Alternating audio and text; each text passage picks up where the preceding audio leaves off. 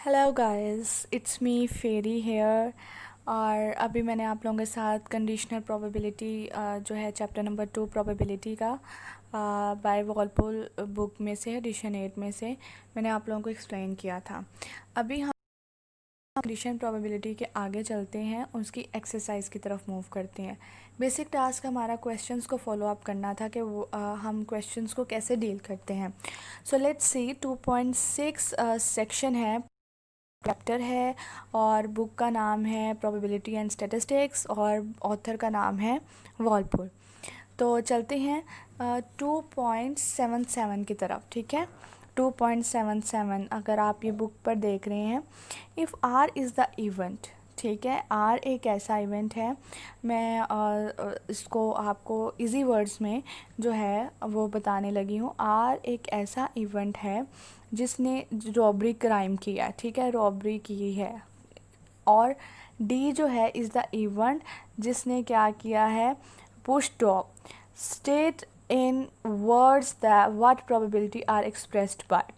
तो अब वो कह रहा है एक्सप्लेन स्टेट इन वर्ड्स, इसका मतलब है आपने सॉल्व नहीं करना है, आपने जस्ट क्या करना है, आपने इस प्रोबेबिलिटी को मेंशन करना है कि कंडीशन तो लिखी हुई है, लेकिन कंडीशन किसकी किस पर है।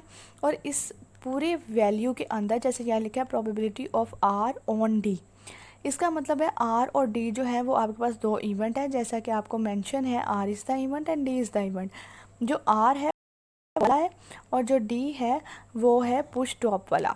तो अब आपने क्या बताना है, आपने बताना है कि किसकी कंडीशन किस पर लाई कर रही है और इस स्टेटमेंट का मतलब क्या है। जस्ट इन वर्ड्स आपने बताना है इस स्टेटमेंट का मतलब क्या है। तो यहाँ पे लिखा हुआ है पी आर डी, मतलब कि probability of P with condition R on D.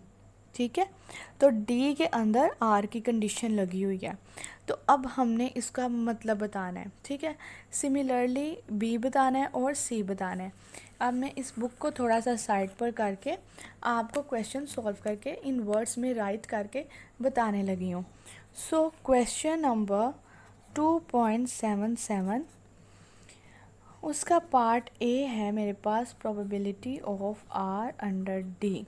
ठीक है, अब मैंने ये चीज़ बतानी है। अब इसमें जो प्रोबेबिलिटी है वो क्या कह रही है, हम देखते हैं कि ये जो आर डी है द आर ऑन डी है। ठीक है, याद रहे जब भी हम कंडीशन प्रोबेबिलिटी पढ़ते हैं, जब मैंने आपको पहले भी बताया था तो मैंने आपको कहा था ये वाला जो इवेंट है ना, इसकी प्रोबेबिलिटी आप फाइंड आउट कर रहे हैं और ऑन इस पर कर रहे हैं। ठीक है, तो लिहाजा मैं आर की प्रोबेबिलिटी फाइंड आउट कर रही हूँ, किस पर कर रही हूँ, डी पर कर रही हूँ। तो लिहाजा मुझे डी पहले लिखना है। जो मेरे पास टोटल सैंपल होता है ना, जो टोटल कंडीशन प्रोबेबिलिटी होती क्या है कि आपके पास एक इवेंट हो, आप उस इवेंट के अंदर से जो है वो इवेंट निकाल कर उसकी कंडीशन को चेक एंड बैलेंस करते हैं। तो लिहाजा मेरे पास जो टोटल इवेंट है वो डी है, उसके अंदर से जो है वो आर की मैंने प्रोबेबिलिटी जो है वो निकालनी है। तो लिहाजा मैं यहाँ पे क्या लिखूँगी कि ये एक ऐसी प्रोबेबिलिटी है जिसमें जो डी है, जो डी है दैट इज़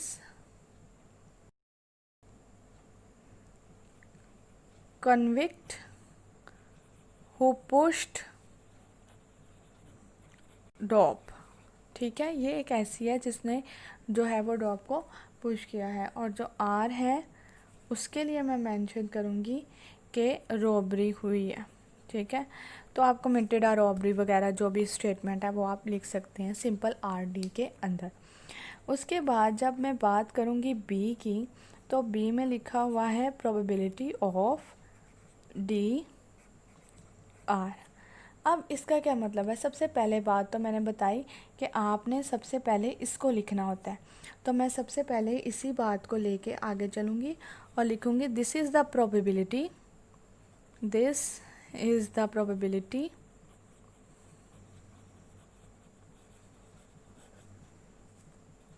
in which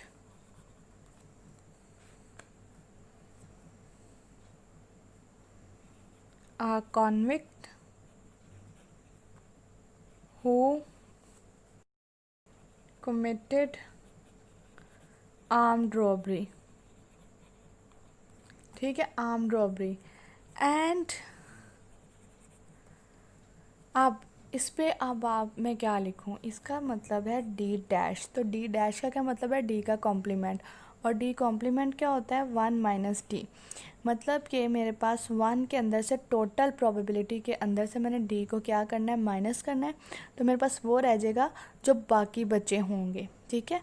1 के अंदर से अगर मेरे पास 50 रुपीज़ हैं, अगर मैं 1 के अंदर से 50 रुपीज़ निकाल दूँगी तो मेरे पास वो पैसे बचेंगे जो मेरे पास नहीं हैं।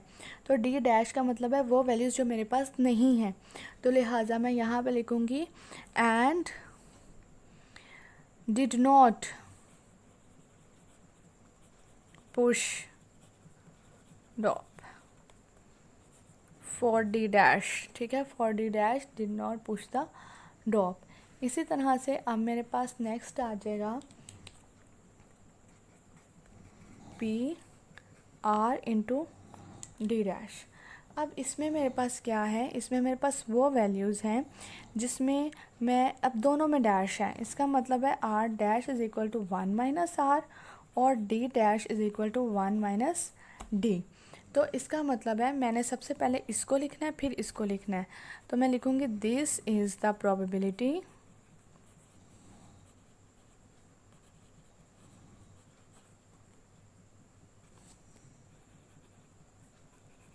इन विच हम क्या करते हैं, did not push drop, also not commit robbery, यानी जिसमें ना ही जो है वो पुश करते हैं और ना ही रॉबरी करते हैं। Simple is that. I hope आपको ये क्वेश्चन नंबर 2.77 बहुत अच्छे से समझ आ गया होगा। Let's move to 2.7 is next question is 2.78। अब इसमें क्या है, a class in advanced physics, इसकी एक क्लास है जिसके अंदर 10 जूनियर्स हैं, 30 सीनियर्स हैं, 10 ग्रेजुएट स्टूडेंट्स हैं।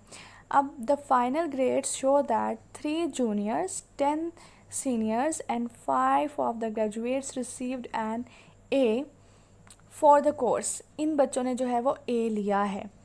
If a student is chosen at random from this class is found to have earned an A, what is the probability that he or she is a senior? तो हमारे पास बात, हमने probability बतानी है senior की, और chosen हमने choose करना है, रैंडम वेरिएबल्स चूज़ करने हैं। तो इसका मतलब है हमने इसमें प्रोबेबिलिटी चेक करनी है, और प्रोबेबिलिटी किसकी चेक करनी है, हमें गिवन है what is the probability that he and she is a senior. तो सीनियर की प्रोबेबिलिटी जो है वो हमने चेक करनी है। तो अब आप देखें कि जो हमारे पास टोटल फाइनल ईयर, अच्छा, और सीनियर्स की प्रोबेबिलिटी चेक करनी है, क्यों करनी है, क्योंकि इनके अंदर से हमने क्या निकालना है, ए वाला एक बच्चा निकालना है। तो जो ए ग्रेड लेते हैं हम उन तमाम को ऐड कर देंगे, ठीक है। तो उन तमाम को ऐड कर देते हैं। अब यहाँ पे मैं लिखती हूँ, आपके साथ मेंशन करती हूँ 2.78। इसमें मैं मेंशन करने लगी हूँ, जैसा कि मेरे क्वेश्चन मैंने आपको भी दिखाया है, अगर आपके पास बुक हो तो बुक्स लाजमी खोल के रखें तो आपको ज़्यादा अच्छे से समझ आ जाएगी। तो मेरे पास जो जूनियर है उनको मैं जे से जो है सिंबल ले रही हूँ, इसके लिए जे इज़ इक्वल टू 3। उसके बाद मेरे पास सीनियर जो है वो 10 है। उसके पास जो मेरे पास ग्रेजुएट स्टूडेंट्स हैं दैट आर 5। अब मैंने प्रोबेबिलिटी निकालनी है इन तमाम की, they have taken A grade. इन्होंने क्या लिया है जी, ए ग्रेड लिया है। मैंने इन तमाम की जो है वो प्रोबेबिलिटी निकालनी है। तो इसके लिए मैं प्रोबेबिलिटी का सिंपल सा फॉर्मूला यूज़ करूँगी, प्रोबेबिलिटी एस इंटू ए, ठीक है। अब जो है मैंने ये कंडीशन प्रोबेबिलिटी यहाँ पे यूज़ की है एस सीनियर्स, और कंडीशन मेरे पास क्या है कि उन्होंने ए ग्रेड लिया हो। तो ए मेरे पास होल सेट है और ये मेरे पास इवेंट है सीनियर्स का।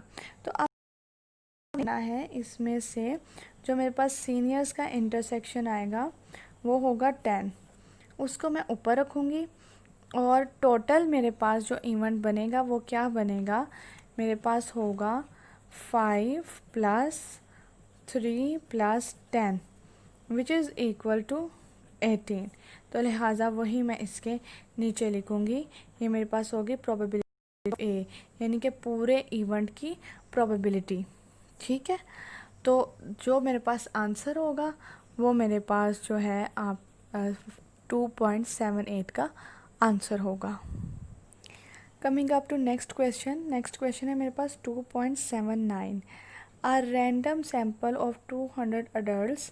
अच्छा, अब 200 हमारे पास जो हैं वो लोग हैं, पर्सन्स हैं, हमने उनको जो है वो क्लासिफाइड किया। ठीक है, तो इनकी एजुकेशन की बिना पे इनको किया एलिमेंट्री, सेकेंडरी, कॉलेज। अब जो मेल है वो जो है वो 38, 22 और 38 एंड 32 हैं। फीमेल्स भी इसी तरह से मेंशन है। अब आपने क्या करना है, if uh person is picked at random, याद रहे जब भी बात हो रही है picked at random, choose at random, इसका मतलब है कंडीशन प्रोबेबिलिटी आएगी। आपने को कंडीशन प्रोबेबिलिटी के बारे में पूछा हुआ है। From this group find the probability that the person is a male given that the person has a secondary education. अब आपने उन पर्सनस के बारे में बताना है जिनकी सेकेंड जो है सेकेंडरी एजुकेशन है, मतलब ये वाले को आपने डील करना है, ये वाले पार्ट को। अब पर्सनस का मेल का है तो इसका मतलब है आपने इसके ऊपर, तो हम स्टार्ट करते हैं और मैं आपको बताती हूँ कि आपने इसको कैसे लेके आगे फर्दर चलना है। 2.78 ये आपके पास है आपका क्वेश्चन नंबर। तो इसमें जो है आपके पास पहला सेक्शन लिखा हुआ है एजुकेशन है, एजू मैं लिख रही हूँ, मेल के लिए मैं एम यूज़ कर रही हूँ और फीमेल के लिए मैं एफ़ जो है वो यूज़ कर रही हूँ। राइट, तो आगे इनकी वैल्यूज़ देख लेते हैं क्या लिखी हुई हैं। एलिमेंट्री के लिए लिखी हुई हैं यहाँ पर 38 एंड देन यहाँ पर 45। सेकेंडरी के लिए देख लेते हैं, लिखी हुई हैं 28 एंड 50। देन कॉलेज के लिए लिखी हुई हैं 22 एंड 70। अब आपने करना क्या है, आपने सबसे पहले तो इसका टोटल बनाना है। टोटल इसका आपने इन तीनों को जो है वो प्लस करना है। इसका इस तरह से टेबल बना लेना है आपने।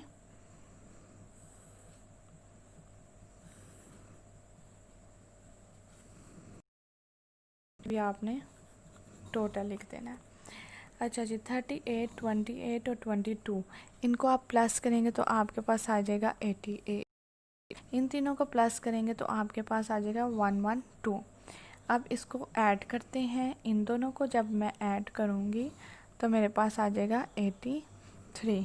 देन मेरे पास आ जाएगा 78 और फिर आ जाएगा 39। और जब मैं इन तीनों को ऐड करूँगी तो मेरे पास बनेगा 200।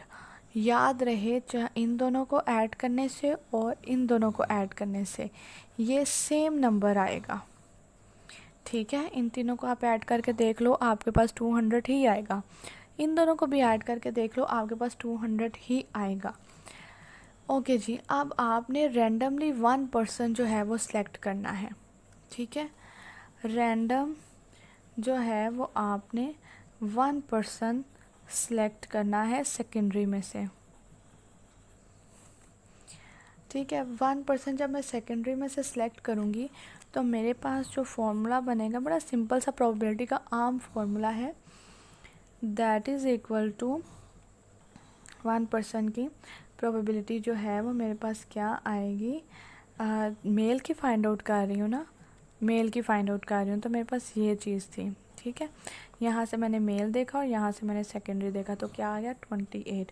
28 ओवर सैम्पल साइज़। तो मेरे पास ये जो आंसर आया है इसको मैं कहूँगी सैम्पल साइज़। ठीक है, मेरे पास सैम्पल साइज़ क्या है, इज़ इक्वल टू 200। क्यों 200 है? क्योंकि इधर से भी इकट्ठा करने से, इधर से भी टोटल करने से 200 है, तो ये मेरे पास सैम्पल साइज़ है। डिवाइडेड बाय 200 किया तो मेरे पास जो है वो आंसर आएगा। ओके, अब इसमें मैं आपको एक बात बता दूं, हम निकाल मेल ही रहे हैं, ठीक है, लेकिन हमें साथ में, चूँकि यहाँ पर सैम्पल साइज़ जो है जब हम लेते हैं तो उसमें फ़ीमेल भी इन्वॉल्व है, ठीक है। तो मैंने पहले ओवरऑल निकालना है, उसके बाद इनको डिवाइड करके खाली मेल का निकालना है। तो इसके लिए मुझे फ़ीमेल का भी 50 वाला जो है सेकेंडरी ऐड करना पड़ेगा। तो यहाँ पे मैं लिखूँगी मेल का सेकेंडरी और फिर फीमेल का सेकेंडरी डिवाइडेड बाय 200। तो मेरे पास आ जाएगा 78 ओवर 200 आ जाएगा, ठीक है। इसी तरह से मैंने आगे क्या करना है, मैंने आगे इसका इंटरसेक्शन निकालना है, ठीक है। चूज़ अ रैंडम का मतलब क्या है, या रैंडमली पिक्ड का मतलब क्या है कि मैं कंडीशन प्रोबेबिलिटी निकाल रही हूँ, और कंडीशन प्रोबेबिलिटी का फॉर्मूला क्या है, इंटरसेक्शन ऊपर आता है और टोटल सम नीचे आता है, ठीक है ना। तो मैं अभी ये मैंने टोटल सम निकाला है, तो टोटल सम में खाली मैं मेल का नहीं निकाल सकती, 200 के अंदर तो फीमेल भी इन्वॉल्व है, इसलिए मैं 228 प्लस 50 डिवाइडेड बाय 200 किया, जो मेरे पास आंसर आएगा ये मेरे पास हो गया P(s), ठीक है। अब मैंने इसका इंटरसेक्शन निकालना है कि मेल और फीमेल में मेल और जो सेकेंडरी पार्ट है उसमें कॉमन चीज़ें क्या हैं।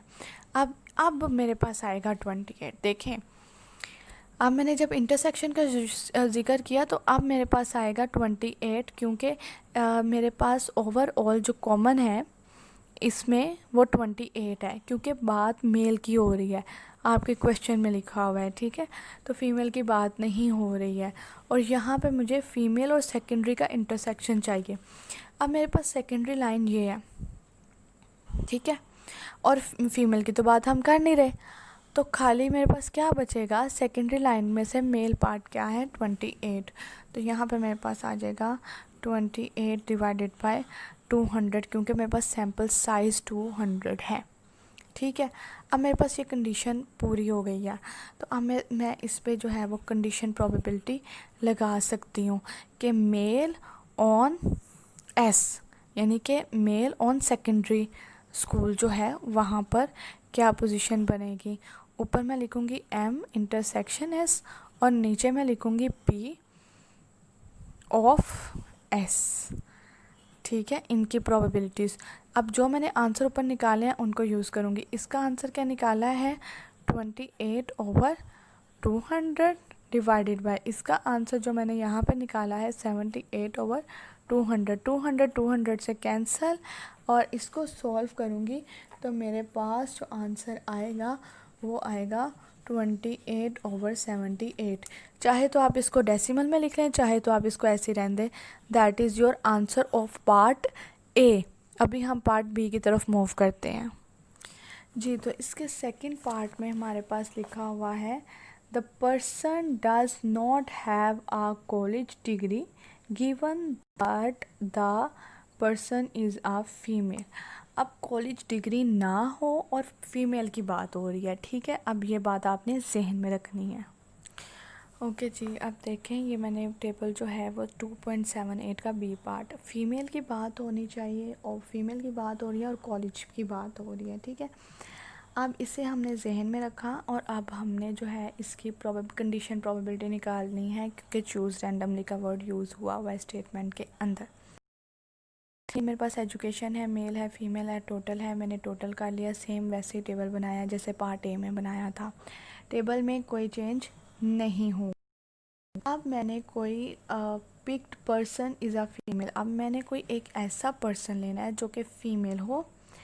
तो सबसे पहले तो मैं फीमेल निकालूंगी ना, कि प्रोबेबिलिटी ऑफ फीमेल क्या है जिससे मैं कोई फ़ीमेल पर्सन ले सकूं। तो फीमेल के अंदर क्या है 45, 50 एंड 70, इसका सम क्या है 112। तो नंबर ऑफ़ फीमेल्स को मैं ऊपर रखूंगी, number of females divided by sample size. तो सैम्पल साइज़ मेरे पास क्या है 200। इसको मैं जो है वो आपके पास यहाँ पर लिख लूँगी 200। ठीक है, जब मैं इसको सॉल्व करूँगी तो कोई डेसिमल नंबर आएगा, आप चाहे तो लिख लें, चाहे तो इसको ऐसे ही रहने दें। अच्छा, अब हमने जो है उसमें से सिलेक्ट करना है जो कॉलेज ना जाते हों, ठीक है, जिनके पास ये कॉलेज की डिग्री ना हो। तो इसका मतलब है मुझे क्या करना है, कॉलेज की मेरे पास तो वो लिखे हुए हैं ना जो कॉलेज की डिग्री है। तो टोटल आपके पास प्रोबेबिलिटी क्या होती है, टोटल प्रोबेबिलिटी आपके पास होती है, total sum of probability is equal to 1। तो अगर 1 के अंदर से आप कॉलेज वाली वैल्यूज़ निकाल दोगे तो आपके पास वो बच जाएगा जो कॉलेज नहीं जाते, जो कॉलेज नहीं जाते, नो कॉलेज, ठीक है, जो कॉलेज नहीं जाते हैं। तो इसको आप सी डैश से शो कर सकते हो। तो सिंपल हम यहाँ पे क्या लेंगे, कॉम्प्लीमेंट लेंगे। तो देखते हैं यहाँ पर, तो बस कॉम्प्लीमेंट लेंगे और कॉम्प्लीमेंट उसके साथ लेंगे जिसमें हमारे पास हमने फ़ीमेल सेलेक्ट करनी है। तो ये मेरे पास बन जाएगा सी इंटरसेक्शन एफ, ठीक है, यानी हमने फ़ीमेल लेनी है, कॉलेज और फीमेल का इंटरसेक्शन लेना है जिसमें कॉलेज भी हो फीमेल भी हो, वो वैल्यू लेनी है। और जो कॉलेज ना जाती हों तो किसी का कॉम्प्लीमेंट आ गया। ठीक है, अब जो कॉलेज जाती होंगी उनको छोड़ के बाकी जो हैं वो कॉलेज नहीं जाती होंगी। ठीक है, ये देखो कॉलेज जा रही हैं 17 और एलिमेंट्री है 45 और सेकेंडरी है 50। इसका मतलब है ये दोनों जो हैं वो कॉलेज नहीं जा रही, ये तो कॉलेज जा रही है। तो हम क्या करेंगे, जो कॉलेज नहीं जाती उनको प्लस करेंगे। तो मैं यहाँ पर इसकी प्रोबेबिलिटी निकालने लगी हूँ, probability of C dash F is equal to, अब मैंने ऊपर वाले दोनों को सिर्फ प्लस करना है, कॉलेज वाले को नहीं कर सकती। ठीक है, और divided by total sample size करना है। तो मेरे पास आ जाएगा 95/200। ठीक है, ये जो है वो कॉलेज सिंपल मैंने कंडीशन प्रोबेबिलिटी निकालनी है। तो कंडीशन प्रोबेबिलिटी क्या होगी, C dash over F. C dash over F क्या, सी डैश की प्रोबेबिलिटी जो कॉलेज नहीं जाती उनमें से फीमेल जो है, फीमेल के ऊपर ये वो होता है जिस सेट पर काम किया जा रहा हो, और ये वो जिसकी आपने वैल्यू फाइंड आउट करनी होती है। तो सी डैश ऑन एफ, तो इसमें मैं लिखूँगी probability of C dash intersection F divided by P of F. अब जो है वो इंटरसेक्शन वाली वैल्यू मेरे पास ऊपर आ जाएगी और नीचे वाली वैल्यू मेरे पास ये आ जाएगी। अब 200 से कैंसिल हो गया तो मेरे पास क्या वैल्यू बच गई, 95 डिवाइडेड बाय 112। तो इसका मेरे पास आंसर आ जाएगा। आप चाहें तो इसको डेसिमल में लिख सकते हैं, दैट इज़ योर आंसर। तो अभी के लिए पार्ट 1 में मैं यही क्वेश्चंस करवाऊंगी, फिर देखते हैं पार्ट 2 में, वेट करते हैं बाकी क्वेश्चंस का। Thank you.